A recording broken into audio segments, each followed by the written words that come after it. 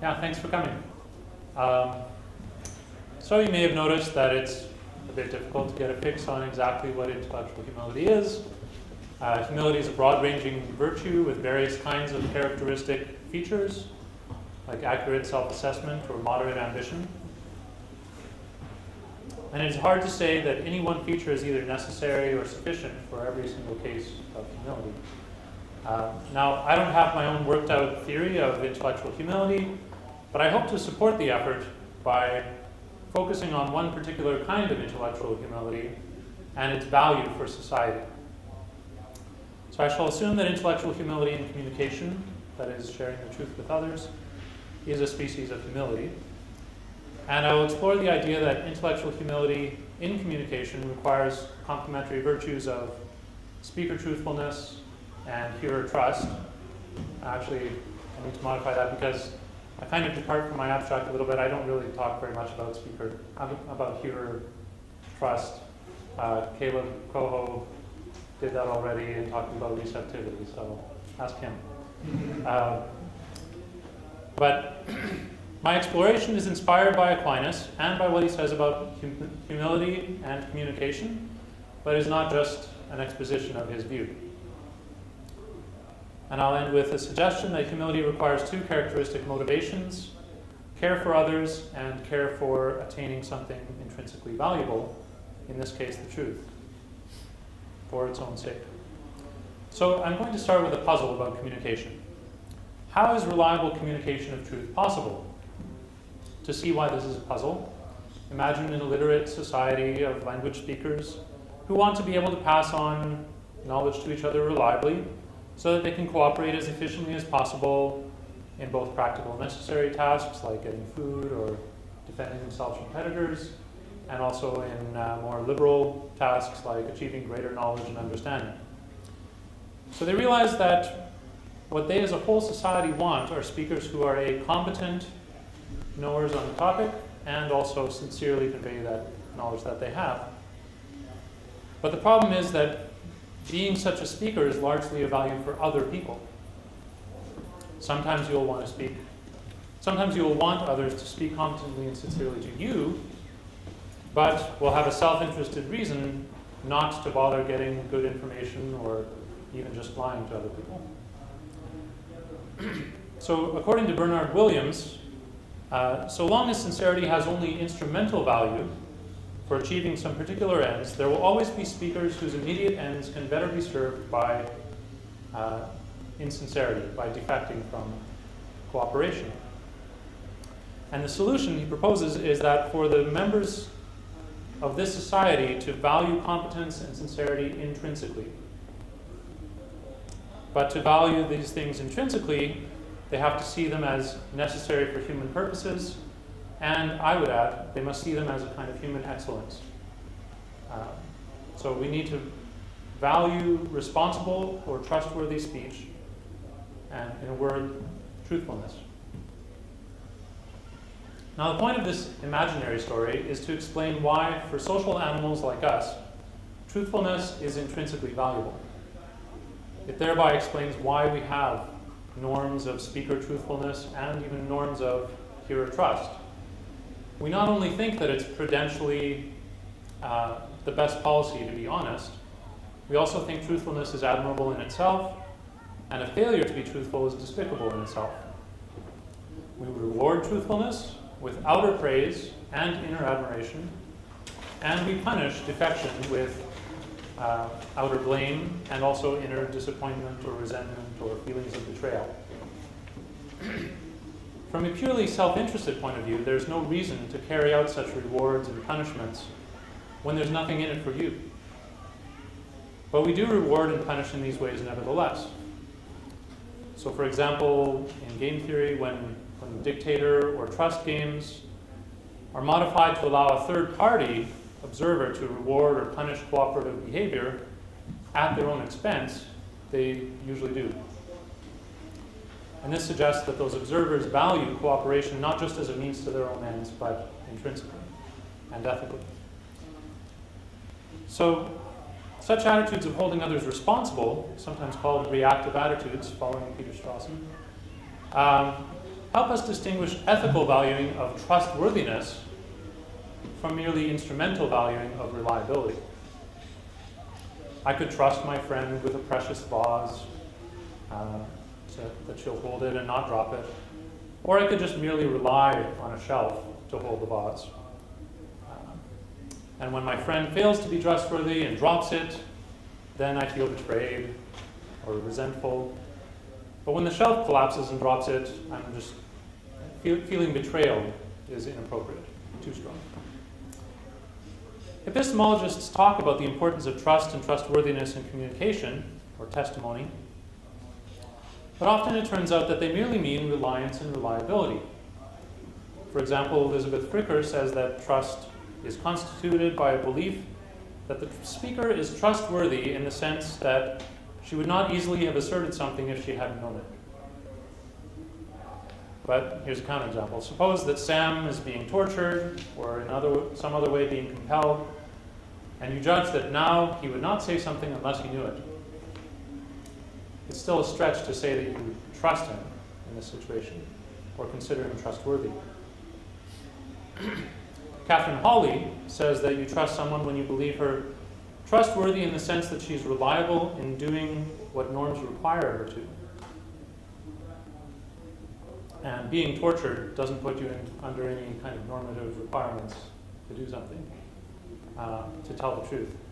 But suppose now that Sid, your partner in crime, is reliable and speaking sincerely to you just because he thinks it will make him more money, then he's not trustworthy. You don't really trust him even while you're relying on him. Now the point of these examples is that when we judge people reliable in performing trustworthy acts, but not out of a trustworthy motivation, then we don't really trust them. We don't take them to be trustworthy and so don't trust them. No amount of mere reliability to cooperate, however instrumentally valuable, will provide this intrinsically valuable trustworthiness. So the question is, what kind of motivation is required for this strong trustworthiness? And an Aristotelian account of truthfulness, I would argue, gives us the right motivational account. Truthfulness in Aristotle is the mean between boastfulness and self-deprecation. Truthfulness is a virtue of accurate self-representation out of the love for the truth. The truthful man, says Aristotle, loves truth and is truthful where nothing is at stake, and so will still more be truthful when something is at stake, as when justice requires truthfulness or a contract or something. Then Aquinas extends this account in two ways. So first, he applies this to accurate representation of your knowledge. He says, this should be on your handout, since noble truths as known by us are about us and pertain to us, the truthfulness of teaching can pertain to this virtue and whatever other truthfulness by which one manifests by word or deed what one knows. Truthfulness requires not only that one speak the truth, but also that one refrain from speaking what you're uncertain of, in order not to misrepresent one's knowledge. Thus, truthfulness requires more than sincerity, but less than competence on the subject. So if I bring you your mail and say, look, someone's been opening your mail, and actually I'm the one who's opening your mail, then I've misrepresented myself and so have failed to be fully truthful. On the other hand, I can believe truthful Tamara about motorcycles, let's say, even if she's not competent on the topic of motorcycles, because I can trust her not to assert things of which she is uncertain, and to admit it when she doesn't know something. Under ordinary circumstances, her love of truth will ensure that she can tell whether she knows something. Thus, under ordinary circumstances, trusting a truthful speaker is a reliable way to get knowledge. So, this account does what Fricker's and Hawley's accounts were trying to do, give an account of trustworthiness that reliably gives you knowledge, but it also explains the appeal of their views. while giving an account that fits with the phenomena of the reactive attitudes. Right? A truthful speaker, so it explains their views in the sense that a truthful speaker is one who would not easily tell you something that she doesn't know, and a truthful speaker is one who is reliable in following the norms.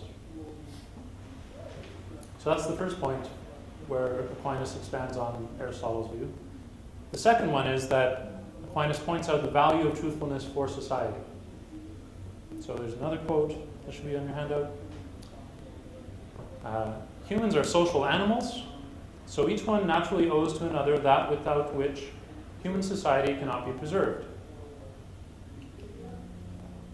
And humans could not live together unless they believed each other and manifesting the truth to each other as if to themselves. And thus the virtue of truthfulness has in some way the character of a debt.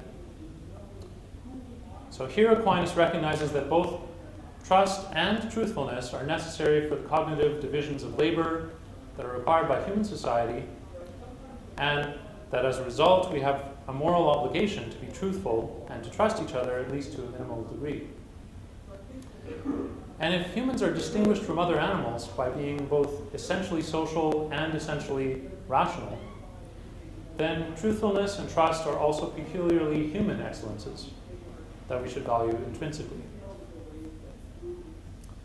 Now, I'm afraid I might have broken some rule by not having talked about intellectual humility in the last 10 minutes.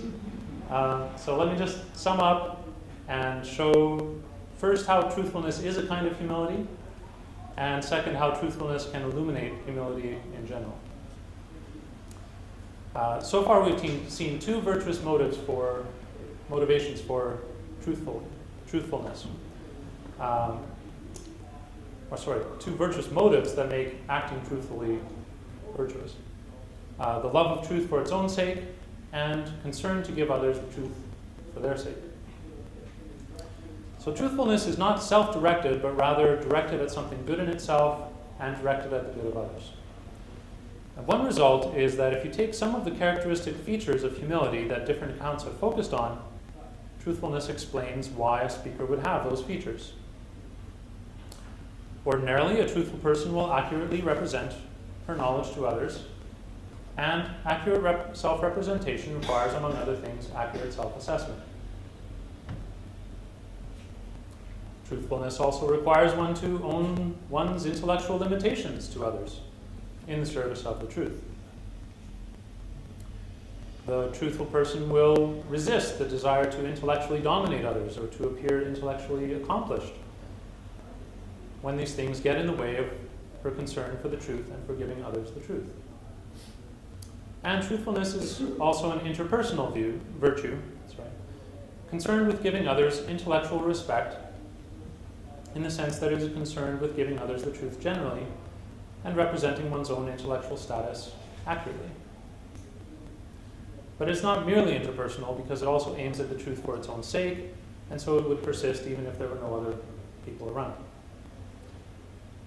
All of these characteristic features, focused on by various accounts of intellectual humility, flow from the two virtuous motivations of the truthful person, to give others the truth and to love truth for its own sake. Truthfulness is not compatible with focusing on oneself, either to exalt oneself or to deprecate oneself, except insofar as self-assessment contributes to satisfying one of the two virtuous motivations.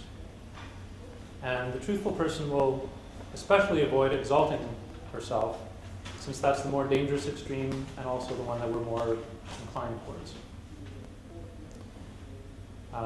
Just as humility is opposed to pride more than to false humility, truthfulness is more opposed to over-representing oneself than to under-representing oneself. So now perhaps we can draw a general moral here. Humility is often characterized in terms of what the humble person does not do. The humble person doesn't sneer or insult people or lord it over others or overestimate herself. But a full account of humility, I think, will give some positive explanation of why the humble person does these things, or doesn't do these things. The two motivations of truthfulness are tokens of more general types. Care for something intrinsically valuable in this case the truth itself, and caring that others get it. So maybe in any case of humility, we'll similarly have at least one, if not both of these outward-looking types of motivations, each of which tempers one's natural inclination to focus on the self. And we can see this better by contrasting humility with pride. I assume that pride is essentially competitive. It aims at goods not in themselves, but instrumentally, as a means of gaining superiority over others. Pride is what makes you a jerk, or an asshole in some other people's lingo. If you cared about getting the truth just so that you, rather than someone else, would have it, that would be pride. If you cared about giving the truth to others on your side just so that your side would be better than some other team, then that would still be pride. Humility, by contrast, is essentially cooperative when there are others to cooperate with, and so is a natural antidote to the competitive and instrumentalizing impulse of pride. An imaginary group of people considering how to set up a cooperative society and faced with the problem of prideful competition tearing the society apart, would decide that the society's members should value humility intrinsically. So maybe the case of truthfulness helps illuminate the value and the motivations of humility more generally. Now, since this talk was not supposed to be about me, but about Aquinas, I should note that Aquinas has a different account of humility in general, the more general account of humility. For Aquinas, humility is a virtue aimed at appropriately desiring one's proper place as assigned by God. It is a virtue of submission. And pride, on his account, is giving oneself higher status than is fitting. And its antidote, humility, is to be concerned with having instead one's proper status. But it seems counterintuitive to me, at least, that humility requires any concern for one's status. The great saints, like Mother Teresa, seem to have recognized that any concern about their status, except when that status could be used instrumentally for means of other things, would only get in the way of the things that they really cared about and giving those things to others. So at most, humility includes a disposition to accept any status compatible with these other motivations. And that disposition is incompatible with a disposition to prefer a high status over a low status. But what I like in Aquinas' account of humility is that he doesn't just give it as a negative virtue, a mere antidote to pride. He gives it a positive aim that explains why it is an antidote to pride. But I think that his insightful account of truthfulness can point us to a better general account of humility than his official line. And that's it. Thanks for listening.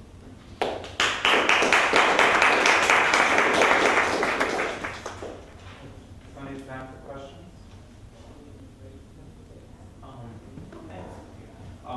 So I want to ask how much self-knowledge or recognition of what my intellectual states actually are I need to be truthful. You might think I have the right motivation. I'm trying to be informative, and I'm also trying not to represent myself as knowing more than I know. But I'm pretty bad at it's not very transparent to me when I have knowledge when I don't.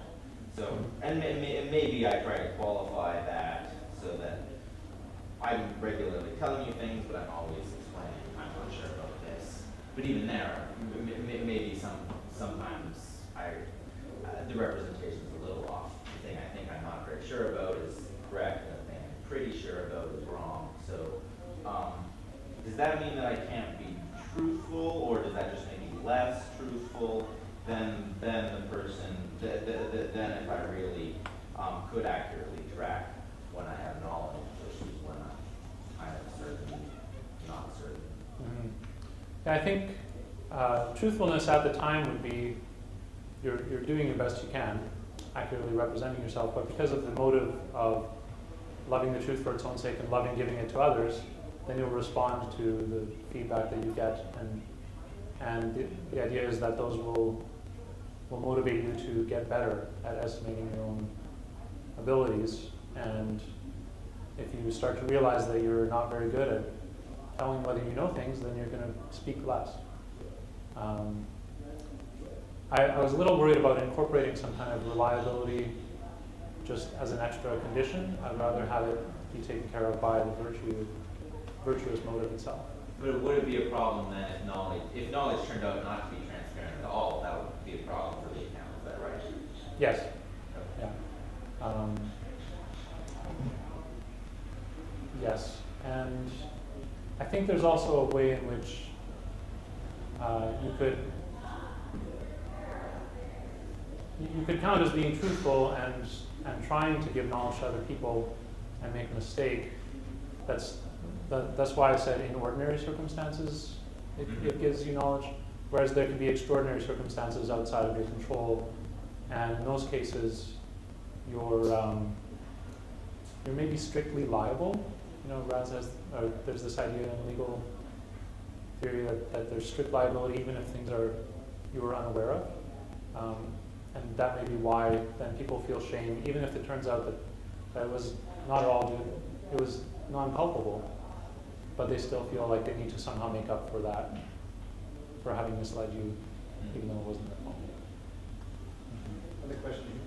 So this is a question mainly about Aristotle, but I'm sort of interested in whether something similar might apply to Aquinas. As presented, it looks as though, to a large extent, the Aristotelian virtue of truthfulness is self-directed. It's about the way one presents oneself. So it's a mean between boasting and self-deprecation, which prima facie has nothing to do with the transmission of knowledge about other subject matters. It's a virtue of accurate self-representation. Has the virtue of loving the truth independently of self-interest, but as controlled seemingly by this focus on the self and the presentation of the self. I just wonder if you think that's kind of the right way of thinking about Aristotle, and if so, whether that can be parlayed into something that will be more functional with respect to information transmission more generally. So about subject matters other than that. Sure. I think actually Aquinas' development of Aristotle's view is sort of organic with the view. So the virtue that Aristotle talks about just before truthfulness is the virtue of amiability, or getting along with people and either going with them with regard to pleasures or not, giving them some pain when they. So the mean is between the sort of obsequiousness, where you just go along with everything that they want, or surly, just nastiness, just not caring about whether you're hurting other people's feelings and so on. And then when he introduces the next section, he says truthfulness is about almost the same things. And then he goes on to talk about loving the truth for its own sake, but also wanting to give others the truth about yourself. But because he's talking about the truth generally, it does seem like it's the boasting and self-deprecation in contrast is actually only contrasting with one kind of truthfulness, and could be organically developed to say, no, it's sort of misrepresentation of the truth generally for self-interested reasons versus not giving the truth or something. I mean, what do you think the organic connection is there, other than the seemingly far more generic concern to, say, present things that's true only when they're true, something like that?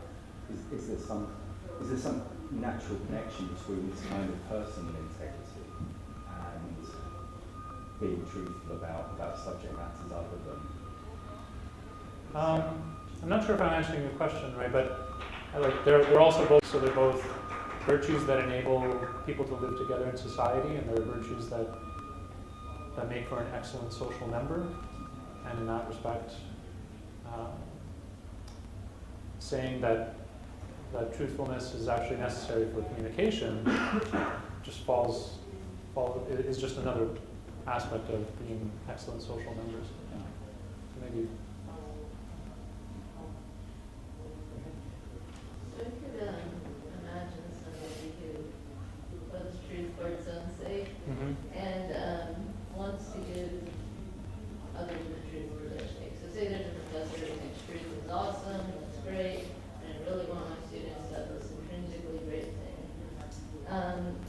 But he wants that so badly that he is willing to only tell one side of the story, to pretty much manipulate his students to get them to believe the truth through, a way that doesn't involve mistruths, but it also isn't a fair representation of the views and doesn't allow them to have intellectual autonomy.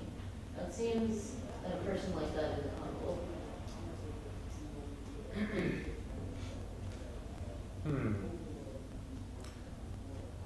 Or not truthful? You think that you think they're truthful but not humble? Is that what you're trying to say? Well, I guess I have another question, which is, so you say these two virtues motivate truthfulness, and I guess I'm just not sure what you mean by truthful. I would say somebody like that, I'm not sure. What would you say? I know he's not humble, but I'm not sure about the truthfulness thing. Right. So I guess the way in which he's not humble is that he's not thinking of the other agents as capable of getting the truth themselves to some degree or something. Maybe it's a situation where he's thinking, my students are just too dumb to figure out the truth, so I better skew everything so that they only believe what I tell them. Is that sort of the example? It's more of, he doesn't respect their intellectual autonomy. He doesn't respect that I should be the type of teacher that allows them to exercise this thing that makes them human. And I think a humble person has respect for the intellectually humble person has respect for the intellectual autonomy of others. And if you just have those two motivations, it's compatible with having no respect for others' intellectual autonomy. Okay. I guess this might be just a very complicated case, because it could be that I can see different ways to go here. One would be that actually the teacher is undermining them getting the truth, because by skewing the story, as soon as they find out that he skewed the story, they just won't believe what he said anymore, or they'll something along those lines. And so he's actually undermining his own status as a speaker. They'll recognize that he's not actually so truthful, and they'll thereby not believe the truth, even though it was true, what he was trying to get them to believe. So you would say he's not truthful? Well, he doesn't. It seems like he's not truthful in the sense that he's not interested in them being fully informed of the truth. He's just interested in them believing certain truths. But this virtue of caring for the truth for its own sake is not just a virtue of caring that people have beliefs that happen to be true, but of having a sort of, in Aristotle and Aquinas, they would both say that this is caring about the truth means caring about something that's beautiful and admirable, and so it's caring about something more like world mind integrity that's good for leading a good life or something. And so it's much richer than just caring that they have true beliefs. And I'm not sure that they get that from just being tricked into getting true beliefs. So if it is about this mind-world thing, do you think that would undermine loving the truth for its own sake? It seems in that case they're loving it for another sake. When you say truth, you mean true beliefs Yeah. for their own, right? Yes. Because I've made a distinction between the truth as some body of I guess truth when as you opposed said to. one, I thought you were referring to true beliefs and not Right. like the ultimate truth of the universe, but maybe it was wrong. I think what will happen is that ordinarily they ought to care about true beliefs, and they'll ordinarily recognize that part of caring about the truth is caring about people having true beliefs. But there are, I haven't figured this point out for myself, but it seems like a lot of these people actually care more that people do get the truth, in the sense that they get on the side of more comprehensive truth. So Augustine, for example, thinks that it's more important when reading an author to think that they said something that's true than to be right about how you're interpreting the author, what they actually meant, which is maybe a bit weird, but I was told. I'll let you guys pursue a little further. There's another question. Thank you. I have a question of clarification about the third element of Aristotle's truthfulness. So the virtue of accurate self-representation. Suppose I tell you in a tone of confidence it's going to rain this afternoon. Mm-hmm. Suppose I actually believe it's going to rain, but I don't know it. Mm-hmm. But you might reasonably take my assertion to be a representation of knowledge or to involve representing myself as Right. knowledge. Right. So would that count as a failure to exercise the virtue of accurate self-representation? So On- what I'm saying is not about me at all, it's about Mhm. whether. Right, so it would depend on what you think the norms of communication are. And I think it falls out of Aquinas's, the quotes I've given you from Aquinas, that there's a sort of knowledge norm on asserting things in such a confident way to other people. And so when you represent yourself as knowing, you are representing something, you have represented yourself as knowing this to me by stating it in an extremely confident way. You could cancel that implicature by saying, it's going to rain this afternoon, or at least that's what I believe. Sure. Right. Sure. But so it would count as a failure to accurately represent yourself. I think so. Okay, good. Mhm. Thank you. So I'm wondering about whether or not you can get three under the truthfulness and humility. So you say the two virtuous motives of truthfulness, the two virtuous motives of truthfulness, to love truth for its own sake, to give others the truth for their sake. And if those are two motives, so imagine a professor who has both of those motivations, but also has the following motivation.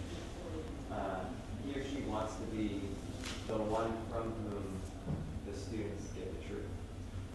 He or she wants to be the teacher, their master, or something like that. So they do have, and I don't know if you want to say that's intellectual domination, being the source of their knowledge or something like that. They do care about them getting the truth for the students' own sake, but they also have this additional concern that they be the ones to give it to them. I'm wondering whether there's any problem with their truthfulness, or it seems like there is some problem with their humility, but it doesn't look like truthfulness is going to cancel out that sort of case. Looks like there's nothing wrong with their truthfulness in that case. There's nothing else wrong with that. That's something else Right. also to undermine their humility and communication. So I've just been focusing on one particular case of truthfulness in communication. I think there are other kinds, one particular case of intellectual humility in communication. And I think there could be other kinds of intellectual humility and even other kinds of intellectual humility in communication. And so it's possible that this person is humble as a speaker, but they're not humble as putting themselves in the place to be the speaker, or something like that. And so, I mean, it's hard to see someone who could completely compartmentalize like this, but it's easy to see that we are generally more humble in some areas and less humble in others, or more self-controlled in some areas and less self-controlled in others. And I think that, sure, it's possible to have a professor like this who's humble in one respect and not in the other. Questions? A few more minutes, but if not, thank our speaker and enjoy your afternoon.